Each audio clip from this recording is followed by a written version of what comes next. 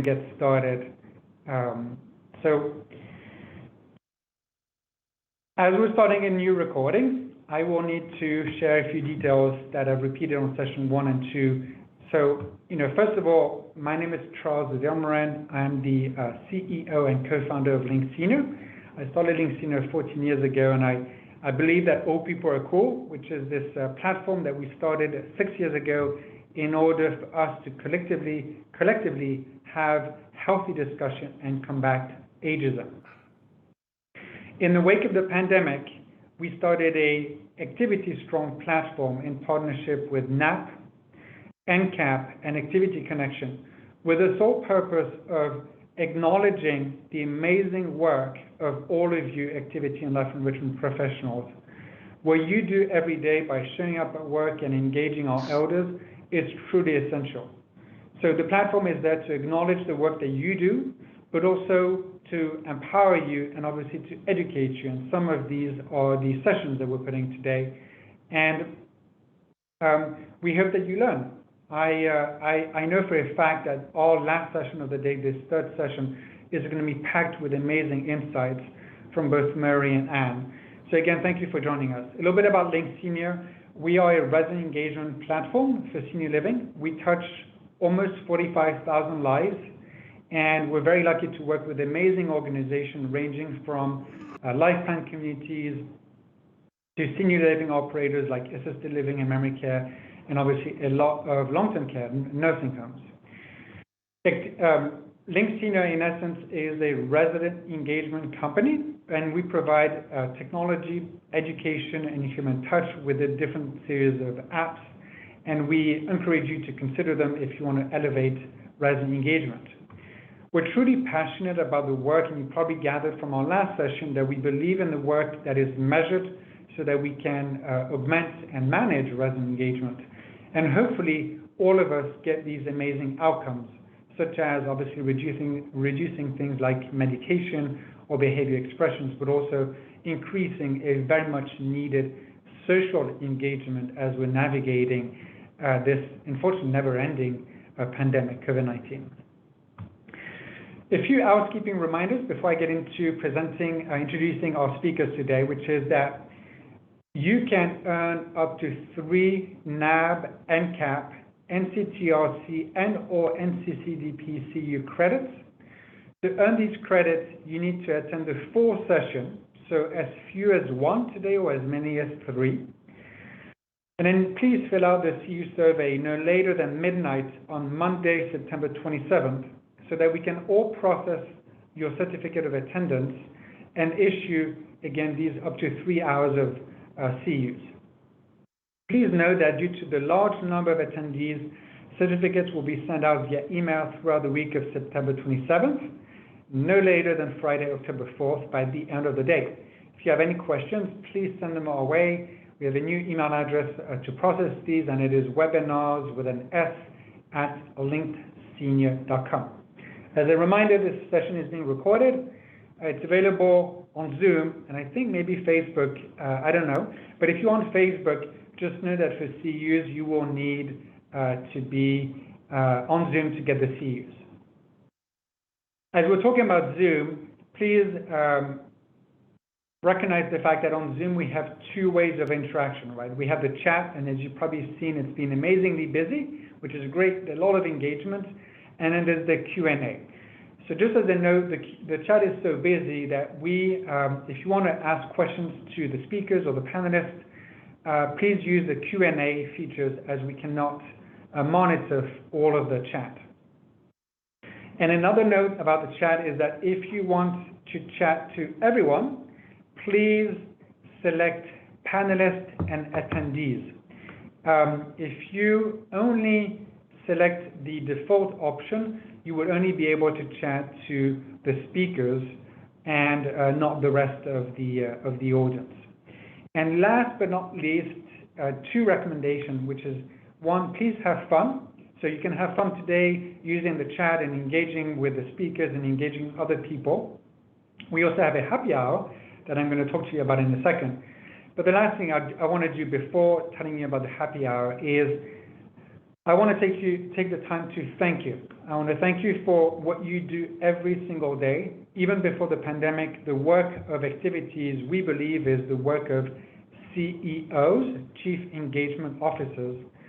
And the fact that you are showing up every single day through a pandemic is obviously beyond heroic. It's truly essential. You know, I always say that senior living would not be the same without activity and life enrichment professionals. And we have all shown that through the pandemic. So thank you again for showing up every day and doing what is amazing work, which is providing ways for elders to find purpose every day. Quick announcement for the happy hour today at 4, is it 4? Yeah, 4 p.m. Eastern. We are having a Activity Strong virtual escape room. I don't know if you've done it in real life. I did it once years ago. So I'm very curious to know what it's going to be in virtual, but apparently it's super good fun. This is going to be hosted by Don Worsley and Brian Wright from NCAP. There's going to be actually more than 15 rooms where you have different types of challenges. You'll be able to have fun together and hopefully, quote unquote, escape of that room. To help you escape from that room, Brian created a fantastic cocktail recipe, obviously with a great name. It's an exclusive recipe called the Activity Strong Quarantini, and you're more than welcome to have one or many throughout this happy hour. We'll conduct that in a separate Zoom meeting, so we're going to be chatting that Zoom room now, so you can register, and we'll do that at the end of the session as well. Now, this is kind of the announcement for the happy hour. Let me briefly introduce you to our wonderful speakers, and again, thank everyone for attending today. Welcome. So today's third session is all about building occupancy, technology, communication, and accountability. And I want to welcome Murray Mercier and Anne Schramp and thanking them for joining us today in being our speaker. Murray and Anne, you want to take it away? Absolutely, it's our pleasure. And I see Anne's got her hand up over there. You got it okay, Anne? Yeah. Oh, you went back on mute. You're back on mute. I wasn't able to share my video, but now I can. So now perfect. You can, and you have a lovely festive background. I want to hear all about this for sure. But thank you, Charles. Thanks to Linked Seniors and the Activity Strong event here for having us. Welcome to all of our attendees.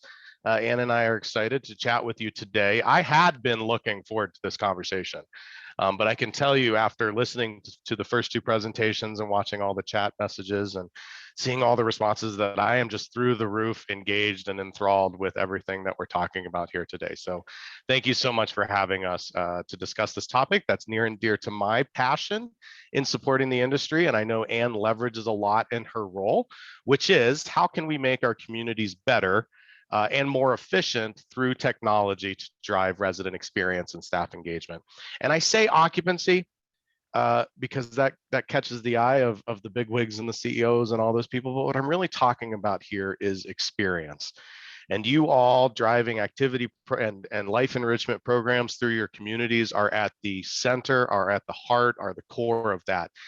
I remember I had a boss when I first got into the industry that said to me, everybody's in marketing. But what I soon realized is no, everybody is in marketing, but everybody is in activities. Everybody is in life enrichment. It only takes 5 seconds, 10 seconds to have an interaction with somebody in the community that can leave them better off than when you ran into them. So I just appreciate everything that you guys do today. And the reality of what I've come to understand in senior living, and you won't stop me from saying it probably 10 times today, is today's experiences with our residents and our staff drive tomorrow's reputation and next month's not only occupancy, but staffing as well. So let's get into some introductions and then we'll dig into the conversation here because I'm just so excited. My name is Murray Mercier and I love old people and I love senior living. I love senior living because we have the freedom to work together to create a community where we live life best we can. I came out of college seeking a job. What I found was a home and a family in the senior living industry. I've been in the industry for just over 20 years. I've been a technology manager and assisted living administrator. I have helped brand new communities build and open. I've helped long-standing communities get over some bumps in the road and come out stronger than before.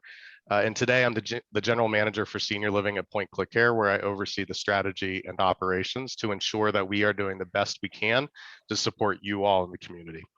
And I'll hand it over to Ann to say hello. Hi, everybody. So I'm Ann Schremp, and I work for Ebenezer. We're a senior housing provider in Minnesota and Iowa. And my background is in nursing and activities. I started out as a CNA who was going to nursing school, but also was studying arts, and learned about this amazing professional in my community who was an activity director. And I have to be honest, I didn't even know that these professionals existed back then. And I found myself following her around. I just fell in love with the work and started to be an activity assistant. And then I was a memory care coordinator and an activity director and so much more. And I've been in the field of resident engagement, I like to say, for over 13 years now. And now I work for my organization at a corporate level, trying really hard to create a sustainable best practice model around good work. So that's who I am. Awesome. And I'm happy to be here today. And I just want to say I'm so excited about the conversation. Yep, looking forward to it. So let's go ahead and get started, huh? So we have three primary discussion points, which we're going to touch on through our conversation today. Number one being, how can we support holistic, high quality interactions? And this is all through looking at it from a bit of a technology lens, but then also getting Ann's expertise on the operational side. Number two, how do we communicate the necessary information in order to enable the business? I loved the comment on the last presentation around we spend all this time creating these wonderful care plans, and then they go sit in a locked closet somewhere, and we don't use them to their full potential. And that's a problem that technology has already solved. That providers are working towards getting towards, but how can I get you your care plan in your hand? How can you have it in your hand so that the information is there when you need it and you don't have to think about it when it's not? So I really appreciated that comment. And then number three, capturing interactions to gain transparency into the business. So, when I first came into the industry, it was all about, charting by exception or documenting by exception, because there's just so much. I mean, look, we are a community. We have 10, 15, 20 businesses all operating under the same roof. And that's complex and it's challenging, but it's not so much different than the homes that we manage. So again, once I realized I wasn't going to work, I was going to a home to live life with people, my expectations shifted a bit. And then I appreciated gaining that view as I came back onto the technology side. So we'll just hop right into the conversation here. So just to level set, really what are we trying to accomplish in this industry, in the freedom of this industry? And, really, and we're posting a poll as I'm curious to hear from you where your attention is positioned right now as an organization related to these pillars. But number one, not only attract and retain, but engage and empower the staff that work in our communities. Number two, maintain a high quality person-centered resident experience. Number three, ensure community safety and compliance to those regulatory requirements. And all of those pillars combine together to really support the financial strength of the organization. So I'm curious what some of the responses have come back here is. And also, I guess I should stop while you guys are still answering that.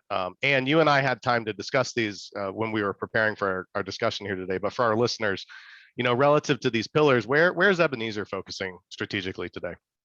I think it's like everyone, we're focused on all of those things. I know staffing and retaining talent is a huge thing that we're all thinking about right now and working on. But from my work, the Lifelong Learning Initiative that Ebenezer is committed to, its primary focus is on enhancing resident experience through creative engagement. And that that focus, I think, exists not just because we know that having meaningful opportunities in your life is good for you, but we also recognize that our communities that are doing resident engagement work really successfully are places where people want to work, where people want to live, and where people feel safe. And inherently, I think that that ends up benefiting the financials, sort of like they discussed in the last presentation. Yeah, absolutely. And that, from a technology perspective, technology wants to work to make the financial health and the ensuring compliance and safety, really be passive management processes in your business. They're not the things that you actively have to think about. They just get done. Right. Regulations are the bare minimum requirement of our communities. If we operate to the bare minimum requirement, we're not going to achieve the greatness we know our community can achieve. So I like the heads up focus on the talent and the resident experience. I think that's spot on. And judging by the responses from the poll, it seems like the audience agrees. Awesome, thank you guys. So now that we have a level set on the goals of our industry, I'd like to just talk briefly about the goals of technology in our support of the senior care industry. It's a passion of mine to drive understanding of what technology is and where it's at and where we're looking to go to every level of the community as an organization, not just to the CFO, not just to the IT people. I want everybody in senior living to understand the truth about technology. I'm guilty of this, as I'm sure you are. We expect perfection of technology. Like that one time our computer crashes, that one time the app won't open, that's the time we need it, right? And here my battery is low on my headset. We expect perfection from technology, but the reality is that our communities aren't perfect, we aren't perfect, and unfortunately technology and the people who build it aren't perfect. But what are our goals? And I'll start off with a few definitions here just to give you guys who may not have much interaction with the technology side, like how do we approach technology? We've been going through what's called digital transformation in our industry for about the last 30 years. Healthcare and senior living, we are slow to do things differently, to move forward. Like I will commonly say, we will sit in our filth for a little too long sometimes. But the pandemic has really brought us to the point where it's like, okay, we need to evolve. We need to create efficiency. People are having a hard time. They're wearing multiple hats. We've got a lot of openings. How can we make people more efficient, and how can we leverage technology to do that? So digital transformation in itself is really to create transparency for your business. I heard the question, how do we prove the value of the investment in life enrichment to our senior leaders? The way we do that is through data. But that means we have to be collecting the right data the right way in order to understand how well things like life enrichment are enhancing the resident experience and strengthening the bottom line of the organization. Informatics strategies are the blueprints for digital transformation. It's the plan for executing digital transformation. And then the informatic ecosystem is the outcome of digital transformation by way of the informatics strategy. You need a central source of truth in your organization from a data perspective. A lot of times that's the electronic health record. Sometimes that's going to be the financial system that you use. But you need an explicit plan for how that source of truth interacts with all the other systems that you guys use to keep our communities humming along. I wish there was a one-stop shop that did it all, but as you probably know, as you know, the insides of the businesses are complicated, and multiple businesses running within a single organization means that there's going to be multiple sets of technology solutions that we're going to have to adopt in order to achieve our potential. All right, so I got through that. Now, what are the goals of technology? Number one, we want to create efficiency. Efficiency should always be your first test for technology when you're looking to adopt. Does this technology make my direct care staff more efficient? Having the right tool for the job is prime defense against turnover. People leave communities when they don't feel like they're giving the community value and when they're not receiving value back from the community. So that's what I suggest is the largest cause of turnover for us. Number two, Simplification and consistency. There's a misnomer out there that in order to be a unique community, you have to do everything differently, including systems. But the reality is that simplified, consistent data collection as an industry will lead to more time for autonomy for the individual communities. I'll let that sink in. And then number 3 is just to create a culture shift. The irony of a good technology plan is employees actually interact less and less with the technology, but they get more out of it. Right data, right place, right time, and not thinking about it when you don't need it. So Anne, I'm curious, after all those words, what is your take on technology and how it interacts with Ebenezer today?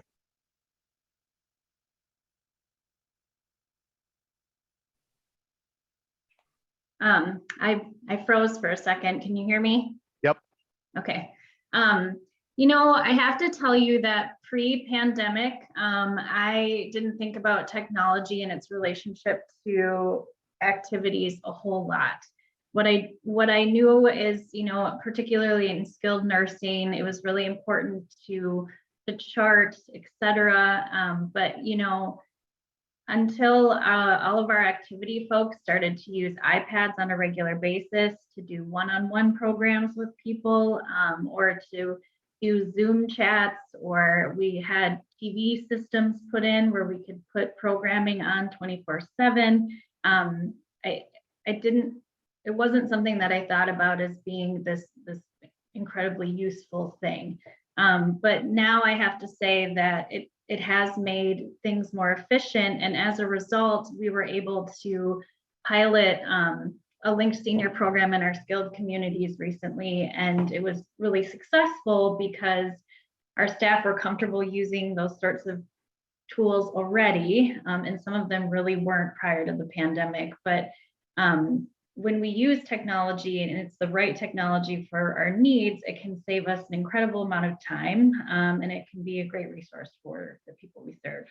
I love that. And I love the comments that are coming in, people using technology in different ways to kind of combat the depression of a pandemic. And one other comment about residents loving and using the technology.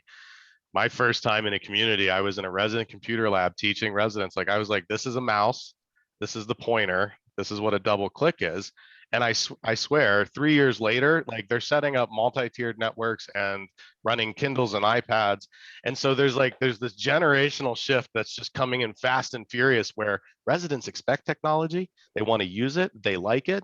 And that's a big change from back when they thought it was scary, right? They're not as, and you need to, this is part of the culture as well. Like it could be weird walking around with an iPad or walking around with a cell phone and having a conversation and then turning to the cell phone and touching on it. We need to be aware of how that feels and give our staff the tools and the information they need on how to do that appropriately.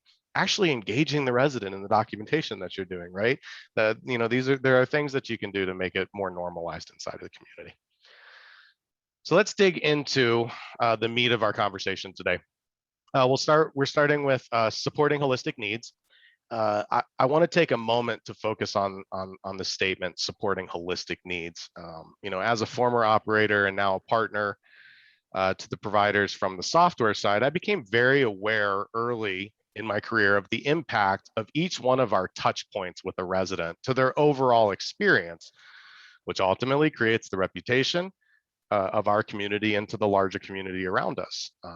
This awareness, you know, it stemmed across the business, marketing and sales, move-in, dining, housekeeping, and then into the clinical services where I contemplated what is the format of our, you know, clinical assessment with regards to how does it actually make a person feel to be on the other side of that assessment. And so, you know, on the technology side, I'm hyper focused on content and helping to support the community employees to drive better experiences when having to interact with that, you know, the process side of what we have to do in our business to keep ourselves compliant. Ebenezer has been a long-time leader in resident experience, and I know you have several initiatives going that you are nice enough to share with us today. So I'll just hand it over to Anne to talk through those. Great. I just want to say I really appreciate all these comments. It's wonderful to see all the ways people have been using technology during this time. So the Lifelong Learning Initiative has been a part of Ebenezer's culture now for about 10 years, but it was a pretty grassroots idea. It was a handful of people who applied for an arts grant and got a really great music program, a music education program brought to one of our communities. And then there was it inspired a dance program partnership, and that inspired a watercolor class partnership. And, after 10 years, it's now something that's in, I would say 30% of our communities robustly, and, working to build it in the rest of our communities. And, like activities, there's so many, maybe one activity person, two activity people to 60 plus residents. The reality is we're still in the same world when it comes to lifelong learning. It's an initiative, and we're making progress, but we have work to do. It's a culture shift thing. But let me tell you about lifelong learning. So we all know what activities are, and lifelong learning is certainly in the activity family. But what makes a lifelong learning program is that it has to meet 4 pillars.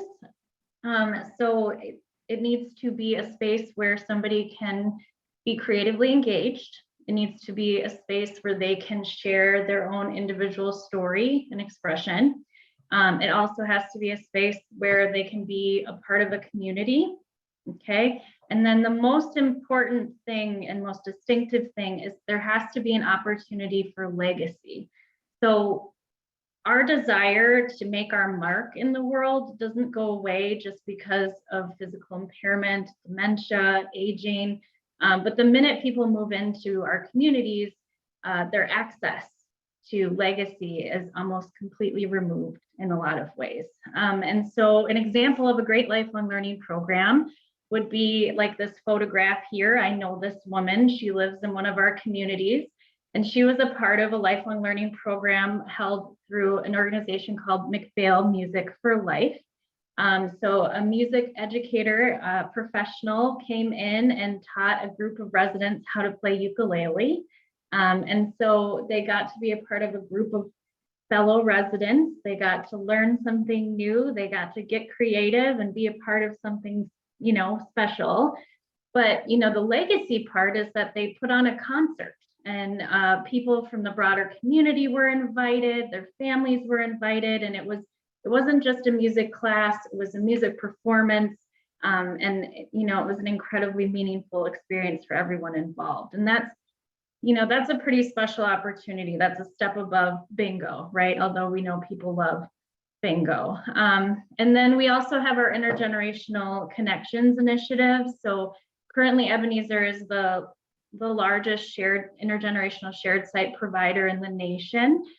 We have buildings that have on-site childcare, and that's infants to school agers. And in those communities, the children don't just come and sit side by side with residents, they learn and grow and play with them. So we have intergenerational science classes held by professional science instructors. We have intergenerational clay class. We have intergenerational gardening initiatives with local master gardening groups. So it's really about creating spaces where people continue to have access to generations beyond just their own, because just because the people in our buildings are old doesn't mean that that's enough to, every week we need access to the village, and in addition to that, we need access to legacy, to learning, no matter what stage you are in life. So, and I think that all touches on, creating and maintaining a high quality person-centered model. And that's the reason behind all of it. A higher quality of life makes a better community. A better community has stronger staff retention. You get the idea. Very cool. Thank you for sharing those ideas and programs that you've been running over there. So many cool things. And I've been watching the questions and the comments, and I saw somebody mentioned IN2L. Jack York is a good friend of mine. Absolutely love what he's doing with engagement with residents. And then I saw some comments about leveraging technology to connect with families. And that actually is going to be a good segue into the next conversation point here, around, what actually can the technology do for you around communication inside the community, outside the community, to service, service partners that you guys work with, home care companies and hospice companies. Like, there's so much opportunity that it creates challenges for where to focus. And the other thing is that, much like being in a community where our work is never done, it's just the next day, it's the same thing with technology. So adopting technology is no longer just like a point in time. It is a process, it is an evolution where the goal is to be better. Perfect the enemy of better. Take a step forward, take a better step forward. Sometimes they're big steps and they feel really good. Sometimes they're tiny steps and you wish you got more. But just recognize that we are all headed in the same direction with each other, and we're trying to do better together. So we have some wonderful, well thought out programs to enhance resident-centered and resident-directed experience throughout the community. Now, how do we make sure everyone has the information that they need in the form of communication that best suits the interaction with the business, the peers, and the residents themselves? So I just wanted to show real quick, this is an example of an informatics strategy used to address this type of communication challenge. This workflow is not particular to one software. There are differences software provider to software provider, but you will notice that this particular communication workflow is specific to the clinical side of the business. Now, I hope you all are being engaged into that more and more. I know it was happening when I was in the community, and the information that you all collect and observe is so crucial to the overall holistic well-being of an individual that I think it's critical for the resident assessment and care planning and task management process. So, fight to be at the table. Definitely, hopefully they're including you, but it is so important. So what I am excited, let's see, the logic being collected, basically the logic of this workflow is that the information collected with the technology tool is then communicated and also crosses off multiple things in one step. So what this is showing is that you fill out a resident assessment or a resident form that shows you these are all the ADLs, this is all the social and behavioral, and this is all the activities and life enrichment and their history. You fill that out once. And while you're filling that out, you identify the interventions and the goals that need to go onto that service plan. And that all happens in one fell swoop, along with, so you identify, who the resident is, what you think they need to be successful in agreement with them. And then right there, you can choose the task that might be associated to that success. So very easily, this resident enjoys bingo. I mean, I'm not going to lie, I like bingo. And so you can drive that task all the way to the point of reminding the care staff to bring the resident to bingo. And speeding up that communications allows for more successes in a shorter period of time, which again, just plays into that experience. Now, what this takes is an equal focus on people, process, and tools. And I put those in a very specific order, most important to least important. We are so used to looking at technology saying, that's cool, how can I use it? Instead, what I want us to do is say, what is our biggest challenge? What is eating up the most of our time? What is making me the most unhappy in my work duties at the community? And then work backwards into the technology that can solve that for me. That's the right way to look at it. And I am curious from your perspective, how does Ebenezer look at people, process, and tools to solve for problems inside of your organization?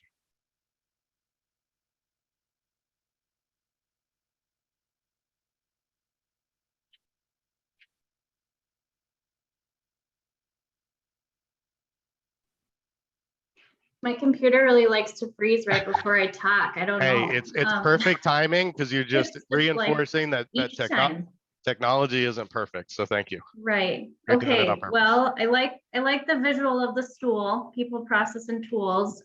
So in regards to Ebenezer, I think when it comes to people, it's really about maintaining a level of engagement, having the services that are being offered be sustainable and consistent for the people we serve and for the people who are providing the services.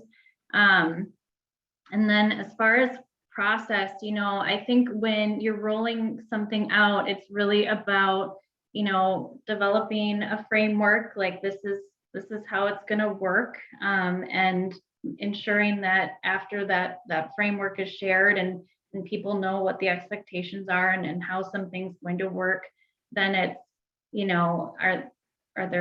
is there a regular check-in? Are we surveying to see how things are going? Do we have trainings and retraining? So sustaining successful programming it's always a work in progress. And the reality is, especially during this pandemic, sometimes engagement or change making, like innovation, hasn't necessarily been something that's priority number one. We've definitely been in an increased survival mode, but even before the pandemic, I would say, like you were saying, change is a slow one sometimes in our industry, because we have systems in place and it's just hard to change systems. And then in regards to tools, I think from our perspective, when it comes to person-centered engagement, it's really about finding the right partners. So much of the good work that we've done has been because of community partnerships, and finding people that understand your goals and kind of are united side by side with you. Those are all really important things to Yeah, consider. absolutely. And you said a few things in there that kind of pulled at my heartstrings. Finding the right technology partner is a big one. And I'll take it one step further, just because I live this day to day. There's a hesitancy from community providers to not want to be completely transparent with their technology partner. They want to be protective, right? I don't want you to see my messy closet over here, right? It's behind the wall, you can't see it, but there is a messy closet back there. Let your technology partner in, be transparent, initiate transparency. And we want to do the same with you. The chat, like, it's like chicken and the egg here. So, technologists sit here and they say, well, we could help you do that better. But then the business side of technology says, well, are they ready to buy that? Are they really going to buy that? We can't make it until they're going to buy it. And it just speaks to the progression, that it's a journey in technology. It's not a sign the quote and it's done. Most of you have probably been through a technology implementation. Raise your hand if you loved it. I don't think I'll see any hands up over there, which is why I think it's so important that we connect with every level of the organization on what the challenges we need to solve, which I think can come from you. If nobody's asking you, it can come from you. Hey, boss, I want to talk to you about these things, these inefficiencies that I see that are really costing us time and money and people in the form of engagement, because they can't sustain this, so they disengage. And I would love to say I could guarantee you that they'd be open to that conversation. I can't imagine somebody who wouldn't. So, making sure you're communicating across your organization. Change management is the biggest consideration to success when adopting technology. It's not the technology. It's not the feature function or the checkbox you click or don't click. It's engaging people with using the tool and understanding why they're using the tool to get what they need out of it. Process is the means by which people learn, the process in which you want them to leverage, and then again, just initiate that transparency with your technology partner. You'll have much better success in your technology as you take steps along. And then that can lead you, once you're collecting all the data and you have the technology systems in place, then you can advance that strategy, and you can look into, okay, now what's the best technology we can use to communicate with our residents or with our residents' family members outside of the community. That technology is real today, but you got to have the core platform in there to be able to leverage it. So if you don't have somebody in your organization and you're in the seat of power to get somebody in your organization that is solely focused on your informatics strategies, now is the time to do it, because the pandemic has launched us out of a cannon, whatever. So before I move on the slides, just before we move on to a few suggestions, I want to discuss the importance of capturing the interactions that you have with residents to gain transparency. In our preparation calls, Anne, you made several comments that made my heart sing with joy as a technologist, particularly around the idea of standard data, which is really a conversation in senior living that's just started. Look, I know we don't want to become skilled nursing. The day senior living becomes skilled nursing, I'm probably headed out the door, and we'll figure out something else because we love the flexibility. Well, the pieces that come along with freedom, right? It's a lot. And it would behoove us as an industry is if we could decide on how to collect our information in a standard way so we could begin to benchmark ourselves and we could begin to better prove our value to the larger world. I know you watch all the news stories about us are not good. I stopped watching John Oliver, if you caught that episode, because I just didn't think it was fair. It wasn't a fair representation. Well, how can I better represent what's actually happening? That's through data. And the only way I can scale it is if we're collecting the data the same way. So I'm curious, and I kind of just took your thunder, but Anne, can you share a little bit more around those comments and ideas with this group? They're just critical for our long-term success. Yeah, I think the biggest thing for me is I'm really interested in efficiency, and I'm really interested in like the integrity of the work. So as an activity director for many, many years, I worked in every kind of setting. And until I was in skilled, there was no documentation about what was being offered to the people in the community. And I'm not interested in like creating this space, like you said, where assisted memory care become skilled with all their charting requirements, et cetera. But from a lifelong learning perspective, so we have all these wonderful programs, but these programs happen with community partners. And when you hire professionals, it costs money, real money. It's not like when you hire a musician to come in for $150, it's, thousands, right? And so what's realistic, because these programs are good, but how do you make them sustainable? And a lot of that is through fundraising, right? And in the fundraising process, I realized that I had no shortage of good stories to tell. I could talk all day about how beneficial the work was, but I had no data, none. How many people were we engaging with this program? How often were we engaging people with this program? How many lives were impacted over what period of time? Like, if I looked at that information, how does it compare with their like overall health? Right? Because we know that high quality engagement is evidence-based. We know this. We know that it makes people live longer, healthier lives. But what I didn't know was what is the reach and what does it really look like?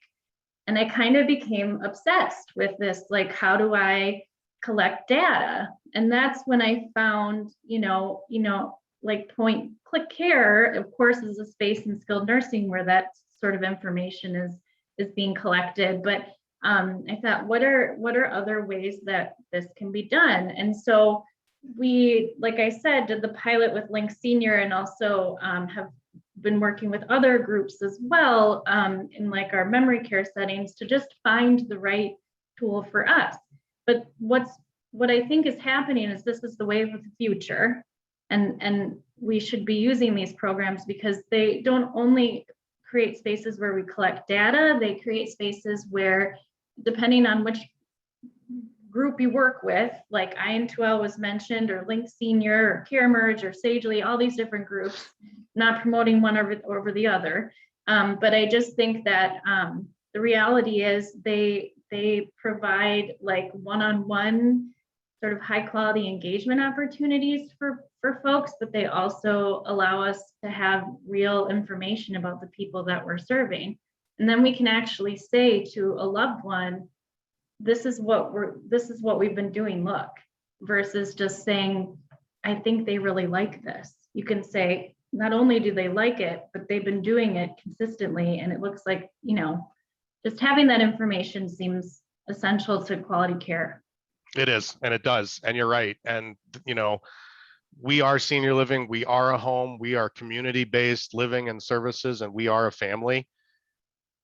The acute and payer networks and skilled nursing long-term care is looking at us to help them better serve seniors. The residents that would be better off in our locations with just, if we were able to coordinate the services, would be just such a better thing for their outcomes, and would do so much better things for the insurance and payer networks out there, that they're looking for us to help solve those problems. And I think our brains and our eyes are looking in the right direction to say, okay, if we're going to do that, then we need to start to be able to benchmark. And in order to benchmark, we need the standardized data. And this is true across all aspects of our business, not just the clinical aspect, because the reality is we know that a strong activities and life enrichment program will lead to better clinical outcomes for people and cost the health network less dollars. So there is an absolute business case. Senior living communities are selling at a premium with like minuscule bad debt from investments. So, I'm really excited to be a part of this industry, and just hopeful that we can position ourselves to shine as that conversation progresses. So thanks for sharing your insights there. Okay, so through our years and in my years of helping providers operate better, me from the technology side and from the operational programming side, we've learned a lot of things. I boiled down these critical items, particularly around technology, to help our clients better strategize how they're going to use it. We've talked about these things, but just laying them out in specificity. Number one, start with the challenge, not the technology, right? I talked about that. Technology's cool. Don't start there. Start with the biggest problems and biggest pain points inside of the community. Number two, understand the full informatic picture. An informatics strategist is not a moonlighting wellness director, and it's not a regional director. It's not even an IT person or a systems administrator. An informatics strategist is a person who understands both the industry they're supporting and the technology that can support it, and they speak both language, and they translate between the two, and they make tough decisions, and they don't allow the conversation and the progress to stop because of lack of perfection. I can't tell you how many calls I've been on. We're stopping the rollout. The system doesn't do this. Just imagine how much efficiency you're giving up, right? Cut off your nose to spite your face, just because of this one thing. So don't wait for perfection to make a move. Start now, because 2 hours here, 3 hours there, 4 hours there, it really starts to add up and save time. And that's real. And I've seen that through technology adoption. Number three, as I've said about 500 million times today, perfect is the enemy of better. You got to start. To be great, you got to get started. Number four, short-term gratification equals more pain in the future. Technology changes inside of our businesses are challenging because it is, in fact, a change. And oftentimes when you're going through change, especially around technology, it's easy to take the short route, because you're just like, I can't handle this. I don't want to do this. So if I would feel really good right now if we just didn't deal with that. There's a book that I'm reading called Atomic Habits, and one of the premises that Josh, the writer, talks about is if it feels good right now, if it's a decision point right now and you make the decision that feels really good, it's going to hurt a lot more later, right? It's going to feel real good if I walk in and have that chocolate chip cookie, but then my pants aren't going to fit for my wedding in a couple months, and that's not going to feel so great. So try to really think about what the implication of immediate gratification is. And I find that to be true in any circumstance. So a resident is, coming in my office or sitting down, and I'm trying to do one thing and they're trying to talk to me about something, the instant gratification of being like, here's an iPad or whatever, and go do my thing. What might be great for me, but what's the long-term impact on that person for me doing that? So I just encourage y'all to think about that. And then the last one is technology is a guide. It's not the police officer. people will look at technology like the saving grace of all things, and they will be like, all right, all I got to do is sign this contract and then all my pain goes away. And that's not the case. One of my mentors early on in the industry said, Murray, you can give me golden technology, unless I have golden staff, the technology won't mean anything, or it won't do anything to me. So Anne, I'm curious if any of this lands with you, or if you had any other kind of closing comments here for today. Yeah, I mean, it all lands with me. I hear all of it, and I've seen all of it. Technology, just like any other system change or innovation, can improve the quality of life for the people we serve and also for the staff. But you know, at the very same time, it's not always readily embraced, or it doesn't all work right away, and it's a process. And I have to say, like, if you're investing in a technology that's going to enhance the work, then it's worth the challenge, because of the word enhance, right? And you know, I think it's about doing the right thing. If there's something that's going to make the work better or the quality of life better, then you just got to be committed to it. And sometimes things work and sometimes they don't. And sometimes you just kind of need a glass of wine because it's so frustrating sometimes. But if you're really committed and you keep the resident at the center of every decision you make, sometimes it's easy to get over the challenge and focus on the end goal, which is, again, quality of life. Yep, I love that. I always use a North Star. If hopefully, if any of you ever do a project with Point Click Care, it should always start with, what are the business objectives you want to achieve? What are the things in the community you're trying to solve for? And those become our North Star that start every conversation and are brought up every time there's a point of decision. And we say, okay, here's the decision point. If I go this way, how does it impact me achieving my goals? And if I go this way, how does it impact achieving my goals?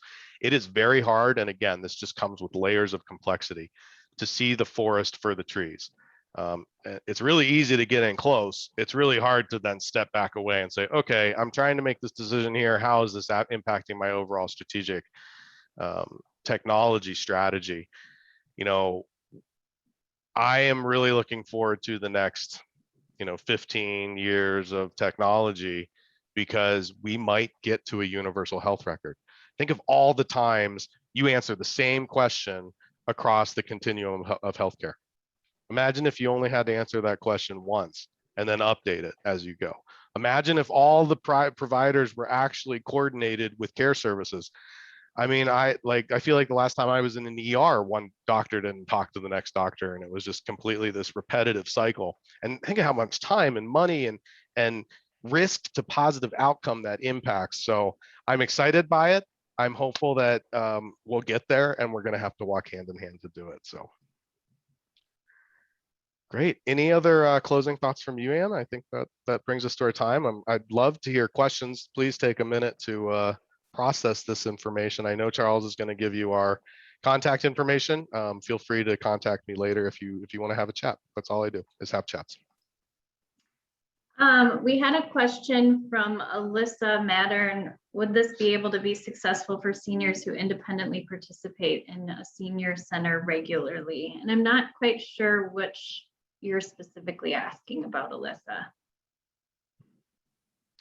Where my brain goes is, is it possible to leverage, the technology workflows in maybe more adult day programming setups? And absolutely, there's if that's what the question is, there's technology out there that can solve all kinds of problems, but just make sure you start with the problem first and then work into the right technology vendor. And I'd be happy, we have a Point Click Care marketplace, but I'd be happy to have any conversations with you about any technology solutions that might be able to help your business.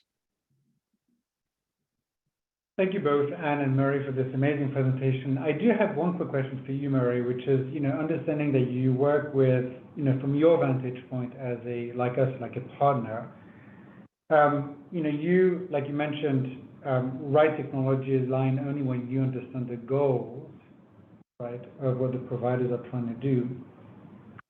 With your kind of high-level perspective, what are the goals that people are trying to establish right now when we think about resident engagement, right? Like for the end of 2021 or 2022, you know, providers that come to you or the providers you work with, what do they say? They go resident engagement, and what is that and for you? Like, what's your highest level perspective on that?